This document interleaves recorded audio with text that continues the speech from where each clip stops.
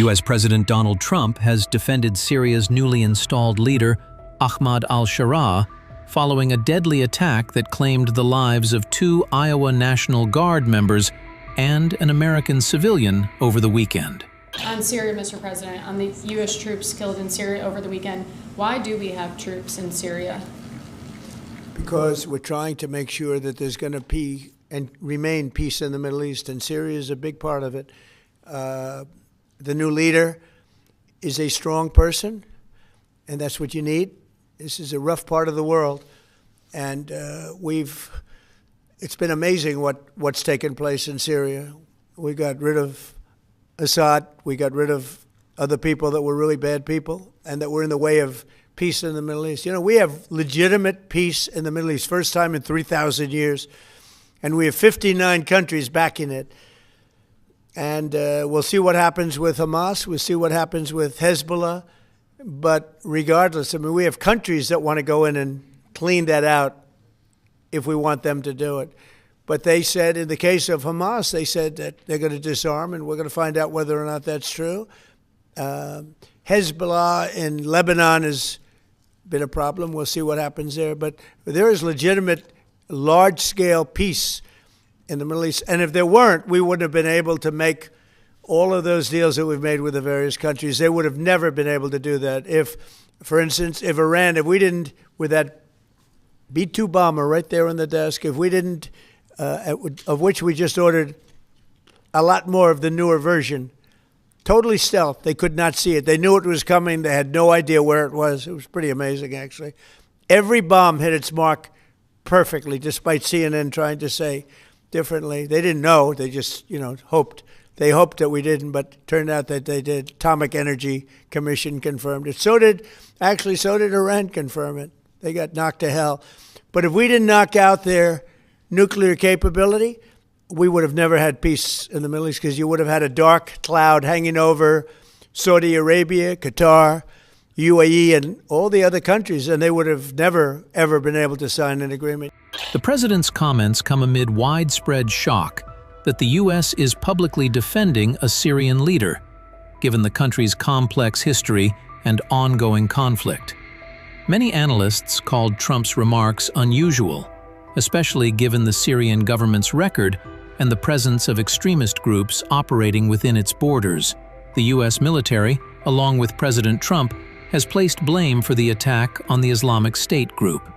In response, Trump has warned of swift retaliation, signaling a potential escalation in U.S. counterterrorism operations in Syria. President, on the Syria ambush of U.S. forces, do you still have confidence in the Syrian president? I do. I mean, this had nothing to do with him. This is a part of Syria that they really don't have much control over. And it was a surprise. He feels very badly about it. He's working on it. He's a strong man. And no, this had nothing to do with the Syrian government. This had to do with ISIS. What will the U.S. response be? As a response, they'll be hit hard, yeah. Officials confirm that the attack targeted American personnel who were providing security during counterterrorism operations, underscoring the ongoing threats in the region. Spent the better part of 2 decades hunting Al-Qaeda, hunting ISIS. Well, as the president said, this is the ISIS, this is the Al-Qaeda of the Western Hemisphere. They intimidate, they terrorize, they extort, they poison the American people. The president's right. Every boat we strike is 25,000 Americans whose lives are saved because of the drugs that were headed in our direction. So our message to these foreign terrorist organizations is we will treat you like we have treated Al-Qaeda.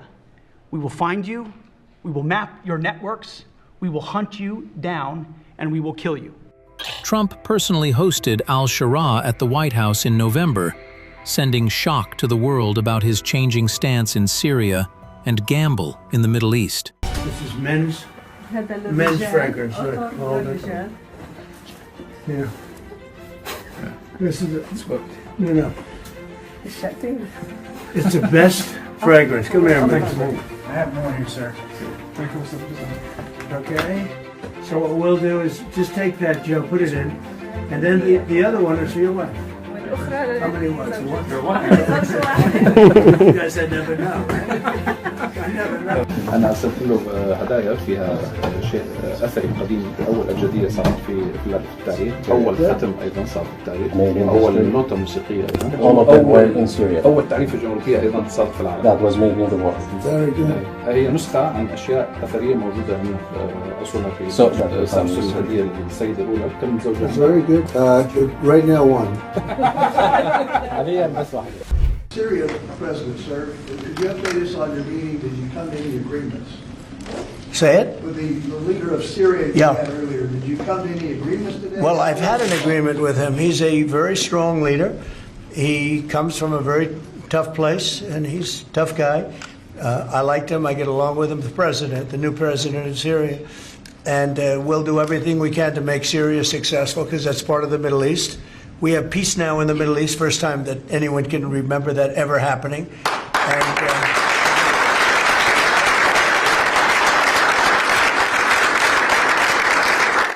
as you know, Syria is a very big part of the Middle East, very important part.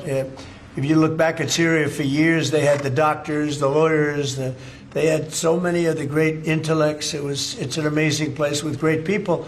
And we want to see Syria be successful along with the rest of the Middle East. So I have confidence that he'll be able to do the job, absolutely. On Syria, can we expect an announcement on a pact between Syria and Israel, or an announcement on them joining the anti-ISIS? Yeah, you can expect some announcements on Syria.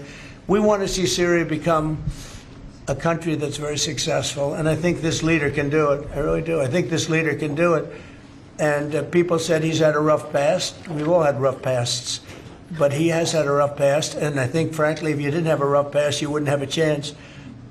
He gets along very well with Turkey, with President Erdogan, who's a great leader. Erdogan's a great leader, and very much in favor of what's happening in Syria. We have to make Syria work. Syria is a big part of the Middle East, and I will tell you, I think it is working and really well. We're working also with Israel on, getting along with Syria, getting along with everybody. And that's working amazingly. As you know, Hamas has given us back numerous bodies. It sounds pretty gruesome, but it's something the parents want more than if their son had been living. Hard to believe. I've seen all of the parents, so many of the parents, and getting back the body of their son, their dead son, is as vital to them, as important to them, as if the boy was generally the boy. The boy was alive. And as you know, over the last 4 or 5 days, we've gotten a lot of the additional bodies that they said they were going to. They've worked very hard to do that. So we have peace in the Middle East. It's a great thing, and nobody's ever seen anything quite like it. After your meeting with the Syrian president today, Switzerland, Mr. you President. posted last week about your talks with Switzerland. We're reporting that you're near a deal that would lower their rates. With Switzerland? Yeah. We're working on a deal to get their tariffs a little bit lower because. 15% is what we're doing. No, I haven't said any number, but we're going to be working on something to help Switzerland along. We hit Switzerland very hard. We want Switzerland to remain successful, and we're a part of Switzerland in the sense that they've been a very good ally. Yeah, we're working on them and some others, and we're working on others to increase them a little bit too. How close is it with Switzerland? Switzerland? What, do you have something to do with Switzerland? He wants to buy a nice watch. Right? He wants to buy a nice Rolex, right? We'll give Rolex some publicity because Rolex has they've been very nice, Now, look, it's a beautiful country. It's a small country, but economically very big. So we're working on something. Caitlin? After a meeting with the Syrian president earlier today, Marjorie Taylor Greene, who is a big ally of yours, said that she would rather see you focused on nonstop domestic policy meetings here at the White House instead of nonstop foreign policy meetings. What's your response to her saying that, and also saying that grocery prices are up and not down, as you've said? Yeah, so I don't know what happened to Marjorie. She's a nice woman, but I don't know what happened. She's lost her way, I think. But I have to view the presidency as a worldwide situation, not locally. I mean, we could have a world that's on fire where wars come to our shores very easily if you had a bad president. We had a horrible president, and we ended up with Russia, Ukraine, and we ended up with other disasters, too. Don't forget, I put out 8 wars, 9 to come. I think I'll get the other one taken care of. But I put out 8 wars. And look at the damage that Russia, Ukraine has done to us as a country. I mean, we spent $350 billion. We're not spending any money anymore. Now they pay us through NATO. You know, I got NATO to go from 2% to 5%. Well, that's very important. When you're president, you really sort of have to watch over the world because you're going to be dragged into it otherwise. You're going to be dragged into a world war. I think if I weren't president, first of all, that war would have never happened if I was president. And if I weren't president, that war could have led to World War III. It won't. It's not going to anymore. But when I first got in, I said, wow, this situation could lead to World War III. And I got NATO together. I got everybody together. But with all of that, I passed a great, big, beautiful bill, which is the biggest tax cuts in the history of our country. So when somebody like Marjorie Taylor Greene, who's now catering to the other side, I don't know what, I guess she's, got some kind of an act going, but I'm surprised at her. But when somebody like Marjorie goes over and starts making statements like that, it shows she doesn't know. I don't devote a lot of my time